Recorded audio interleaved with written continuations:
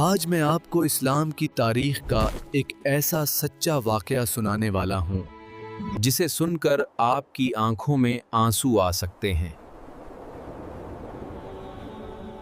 سنہ 61 ہجری، محرم کا مہینہ اور کربلا کی وہ سرزمین جو ہمیشہ کے لیے ایک عظیم قافلہ صحرا میں آگے بڑھ رہا تھا اپنے مقصد کی طرف۔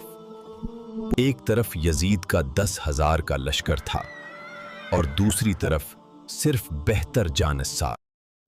پانی بند کر دیا گیا تھا، بچے پیاس سے تڑپ رہے تھے، مگر امام حسین کے قدم نہ ڈگمگائے۔ انہوں نے فرمایا کہ موت عزت کے ساتھ ذلت کی زندگی سے بہتر ہے۔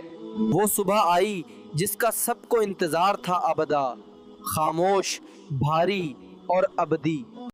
ایک ایک کر کے وفادار ساتھی گرتے رہے اور ہر گرنے والے کے ساتھ دل مزاد بھاری ہوتا۔